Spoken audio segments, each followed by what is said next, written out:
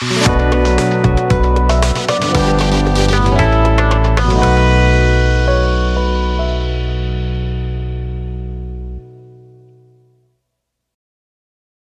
दृष्टि में आपका स्वागत है।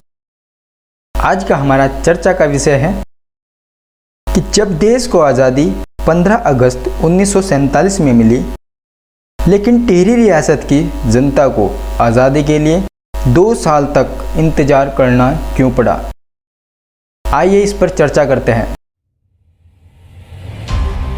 15 अगस्त 1947 को जब देश आज़ाद हुआ, तब टिहरी गढ़वाल में राजशाही के अधीन था, यानी कि उस समय पर गढ़वाल में राजाओं का शासन था।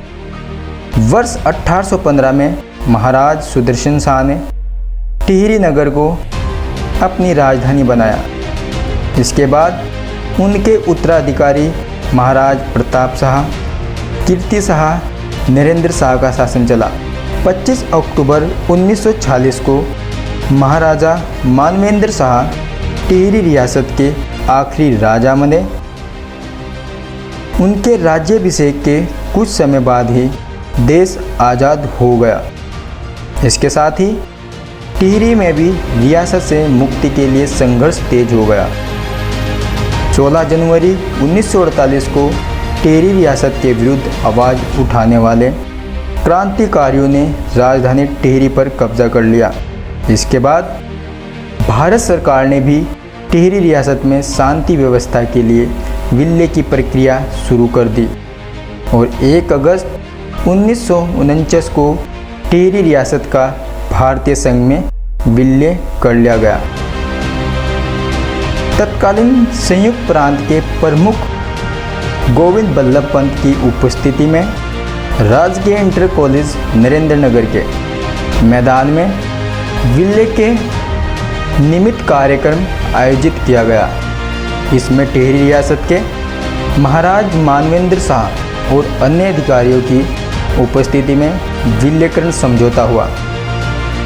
इस दौरान टिहरी रियासत की सेना ने प्रांत प्रमुख गोविंद बल्लभ पंत को गार्ड ऑफ ऑनर दिया और वहां पर तिरंगा भी फहराया गया। इसी के साथ ही टिहरी महाराज और भारत सरकार के बीच 1 अगस्त 1949 को नरेंद्र नगर में विलय पत्र पर हस्ताक्षर हुए। इसके बाद ही टिहरी रियासत विधिवत रूप में भारतीय संघ का हिस्सा बनी और 1 अगस्त 1949 का दिन ही टिहरी रियासत के लिए असली आज़ादी का दिन था। उत्तराखंड दृष्टि का अगर यह सेशन आपको अच्छा लगा है तो आप उत्तराखंड दृष्टि चैनल को लाइक एंड सब्सक्राइब जरूर कीजिए। आपसे फिर मुलाकात होगी ऐसे ही सेशन के साथ। तब तक के लिए नमस्कार।